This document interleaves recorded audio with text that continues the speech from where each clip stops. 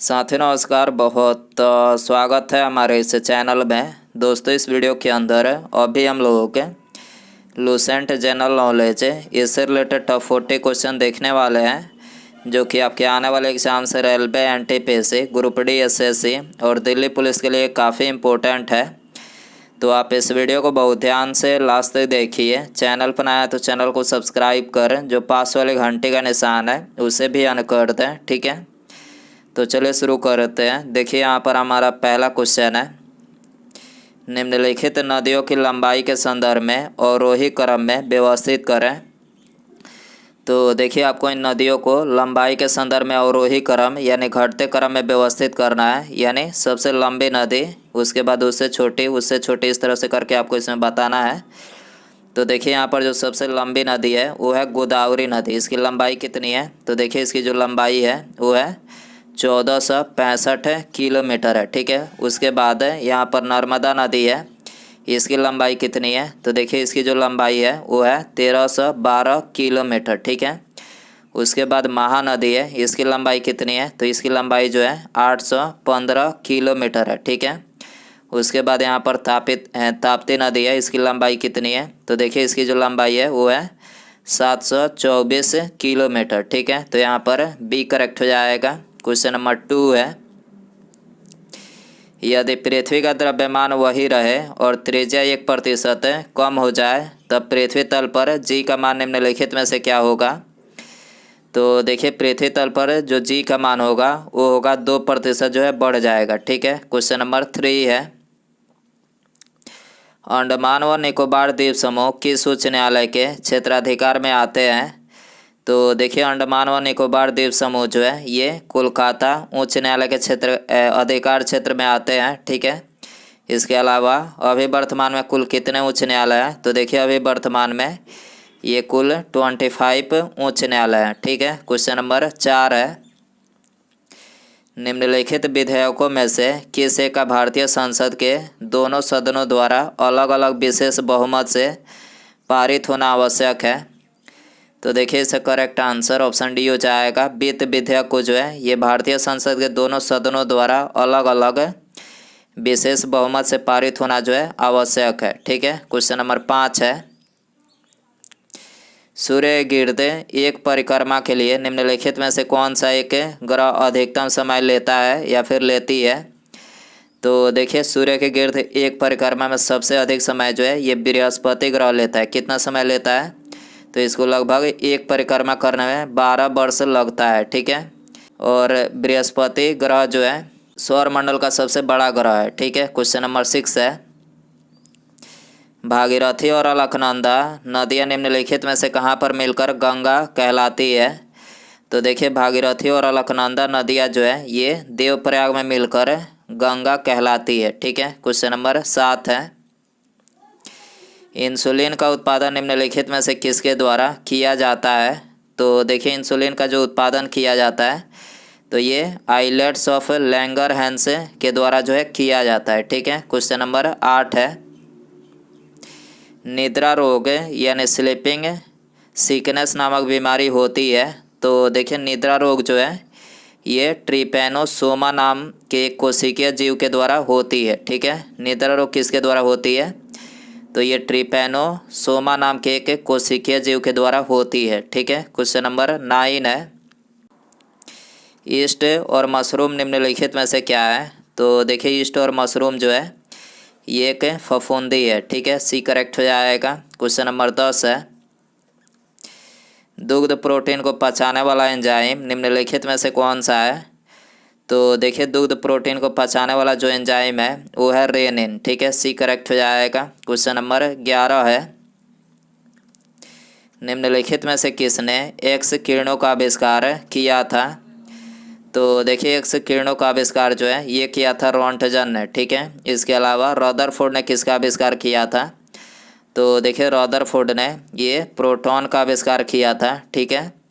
और टोरिसेली ने किसका आविष्कार किया था? तो ये बैरोमीटर का आविष्कार किया था, ठीक है। क्वेश्चन नंबर 12 है, अकबर का शासन जाना जाता है। तो देखिए अकबर का शासन जो है ये क्षेत्रों को जीतने के लिए और अपनी प्रशासनिक व्यवस्था के लिए, यानी इन दोनों के लिए जाना जाता है। ठीक है, तो यहाँ पर 1 और 2 दोनों करेक्ट हो जाएगा। ठीक है, क्वेश्चन नंबर 13 है, प्रांतों में द्वैध शासन प्रणाली किस अधिनियम के अंतर्गत लागू किया गया था? तो देखिए, प्रांतों में द्वैध शासन प्रणाली जो है ये लागू किया गया था 1919 एक्ट के अंतर्गत। ठीक है, क्वेश्चन नंबर 14 है, भारत के योजना आयोग यानी प्लानिंग कमीशन का सृजन किया गया है। तो देखिए, भारत के योजना आयोग का जो सृजन किया गया है तो ये किया गया है मंत्रिमंडल के एक प्रस्ताव के द्वारा। ठीक है, सी करेक्ट हो जाएगा। क्वेश्चन नंबर 15 है, भारतीय संविधान स्पष्ट रूप से प्रेस की स्वतंत्रता की व्यवस्था नहीं करता, परंतु यह स्वतंत्रता अंतर्निहित है किस अनुच्छेद में है? तो ये भारतीय संविधान के अनुच्छेद 19(1) अ में है। ठीक है, तो यहाँ पर एक करेक्ट हो जाएगा। क्वेश्चन नंबर 16 है, भारतीय राष्ट्रीय कांग्रेस का पहला वार्षिक अधिवेशन आयोजित हुआ था। तो देखिए, भारतीय राष्ट्रीय कांग्रेस का पहला वार्षिक अधिवेशन जो है ये लॉर्ड डफरिन के कार्यकाल में 28 दिसंबर 1885 को मुंबई में आयोजित हुआ था। और इसमें कितने प्रतिनिधियों ने भाग लिया था? तो इसमें 72 प्रतिनिधियों ने भाग लिया था। ठीक है, क्वेश्चन नंबर 17 है, भारतीय राष्ट्रीय कांग्रेस ने पूर्ण स्वराज को अपना लक्ष्य पहली बार किस अधिवेशन में घोषित किया था? तो देखिए, पहली बार ये लाहौर अधिवेशन में घोषित किया था। ठीक है, ये करेक्ट हो जाएगा।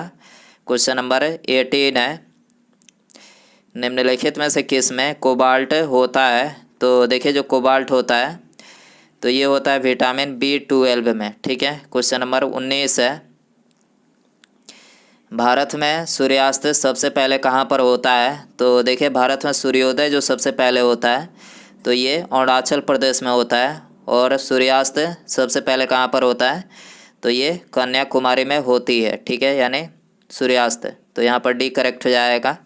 क्वेश्चन नंबर 20 है, पाक की खाड़ी अवस्थित है। तो देखिए, जो पाक की खाड़ी है तो ये मन्नार की खाड़ी तथा बंगाल की खाड़ी के बीच जो है ये अवस्थित है। ठीक है, क्वेश्चन नंबर 21 है,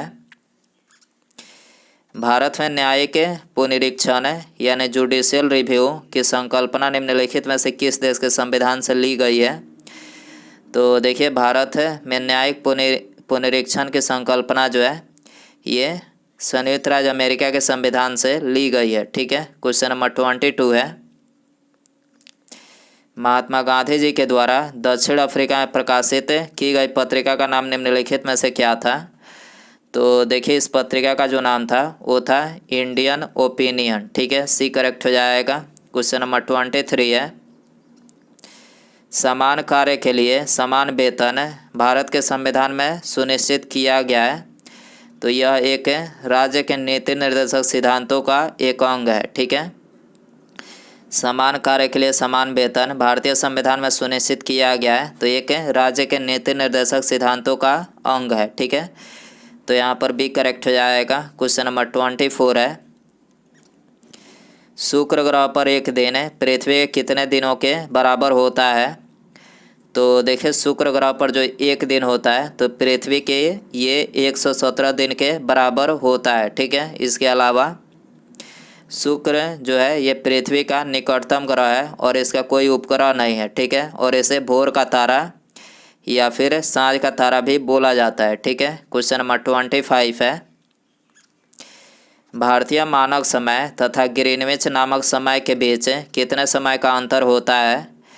तो देखिए, भारतीय मानक समय तथा ग्रीनविच नामक समय के बीच का जो अंतर होता है वो होता है प्लस 5.5 घंटा होता है। ठीक है, प्लस 5 घंटा 30 मिनट होता है। ठीक है, क्वेश्चन नंबर 26 है, क्रेब्स चक्र में निम्नलिखित में से किसका संश्लेषण होता है? तो देखिए, क्रेब्स चक्र में ये पाइरूबिक अम्ल का जो है संश्लेषण होता है। ठीक है, क्वेश्चन नंबर 27 है, निम्नलिखित में से किस वैज्ञानिक ने पहली बार कहा था कि पृथ्वी सूर्य के चारों ओर चक्कर लगाती है और पृथ्वी ब्रह्मांड का केंद्र बिंदु नहीं है? तो ये सबसे पहले किसने कहा था? तो ये कहा था कोपरनिकस ने। क्या कहा था? कि पृथ्वी सूर्य के चारों ओर चक्कर लगाती है और पृथ्वी ब्रह्मांड का केंद्र बिंदु जो है नहीं है। ठीक है, तो यहाँ पर बी करेक्ट हो जाएगा।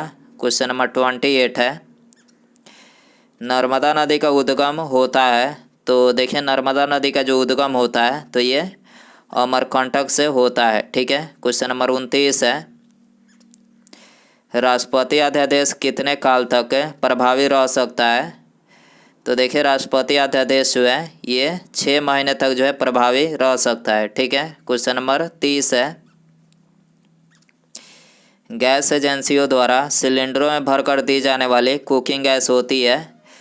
तो ये क्या होती है? तो ये एक द्रव होती है। ठीक है, ये करेक्ट हो जाएगा। इसके अलावा गैस सिलेंडरों में कौन सी द्रव भरी जाती है? तो ये ब्यूटेन और प्रोपेन का जो है द्रव होता है। ठीक है, क्वेश्चन नंबर 31 है, निम्नलिखित में से किसकी उपस्थिति के कारण एक पादप कोशिका जंतु कोशिका से अलग पहचान ली जाती है?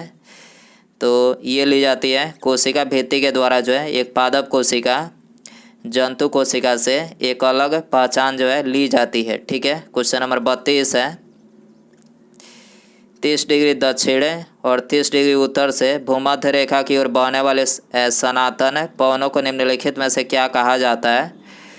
तो देखिए इसको जो है ये बोला जाता है व्यापारिक पवन है। ठीक है, 30 डिग्री दक्षिण और 30 डिग्री उत्तर से भूमध्य रेखा की ओर बहने वाले सनातन पवनों को क्या कहा जाता है? तो ये व्यापारिक पवने जो है इसको बोला जाता है। ठीक है, क्वेश्चन नंबर 33 है, विश्व मानवतावादी दिवस किस तिथि को मनाया जाता है? तो देखिए विश्व मानवतावादी जो दिवस मनाया जाता है तो ये 19 अगस्त को मनाया जाता है। ठीक है, क्वेश्चन नंबर 34 है, अर्थशास्त्र में नोबेल पुरस्कार किस वर्ष में प्रविष्ट हुआ? तो देखिए अर्थशास्त्र में नोबेल पुरस्कार जो है ये 1969 में प्रविष्ट हुआ। ठीक है, इसके अलावा नोबेल पुरस्कार की स्थापना स्वीडन के वैज्ञानिक अल्फ्रेड बर्नहार्ड ने सन 1901 ईस्वी में किया था। ठीक है, क्वेश्चन नंबर 35 है, निम्नलिखित में से कौन से देश की सबसे लंबी अंतर्राष्ट्रीय सीमा रेखा भारत से जुड़ी है? तो सबसे लंबी अंतर्राष्ट्रीय सीमा ये बांग्लादेश की जो है सीमा रेखा भारत से जुड़ी है। ठीक है, यहाँ पर ये करेक्ट हो जाएगा। क्वेश्चन नंबर 36 है, निम्नलिखित में से कौन सा वायुमंडलीय हवा को प्रदूषित नहीं करता है? तो देखिए इसका करेक्ट आंसर ऑप्शन सी हो जाएगा, नाइट्रोजन जो है ये वायुमंडलीय हवा को प्रदूषित नहीं करता है। ठीक है, इसके अलावा वायुमंडल में सबसे नाइट्रोजन जो है वायुमंडल में सबसे अधिक 78% है। ठीक है, क्वेश्चन नंबर 37 है, दक्षिण भारत की सबसे ऊंची चोटी निम्नलिखित में से कौन सी है? तो देखिए दक्षिण भारत की जो सबसे ऊंची चोटी है वो है अनाईमुडी। ठीक है, इसकी ऊंचाई कितनी है? तो इसकी ऊंचाई 2695 मीटर है। ठीक है, और यह जो कि अन्नामलाई पहाड़ी में स्थित है। ठीक है, क्वेश्चन नंबर 38 है, सांची का प्रसिद्ध स्तूप किसके समय में बनवाया गया था? तो देखिए सांची का प्रसिद्ध स्तूप जो है ये मौर्य वंश में अशोक ने बनवाया था। किसने बनवाया था? अशोक ने जो है इसको बनवाया था। ठीक है, क्वेश्चन नंबर 39 है, अपने विचारों के प्रसारण हेतु गांधी जी ने किस समाचार पत्र का संपादन किया था? तो देखिए अपने विचारों के प्रसारण हेतु गांधी जी ने ये हरिजन पत्रिका का जो है प्रकाशन किया था। ठीक है, उसके बाद यहाँ पर हमारा अगला क्वेश्चन है, भारत के संविधान में मौलिक अधिकारों का उल्लेख कहाँ पर किया गया है? तो देखिए यहाँ पर आपको 4 ऑप्शन दिया गया है। तो दोस्तों आप इसका आंसर जो है कमेंट बॉक्स में ज़रूर बताएं, और वीडियो पसंद आए तो वीडियो को ज़्यादा से ज़्यादा लाइक करें। चैनल पर नया है तो चैनल को सब्सक्राइब कर जो पास वाली घंटी का निशान है इसे भी ऑन कर दें। ठीक है, मिलते हैं अगले वीडियो में। Thanks for watching.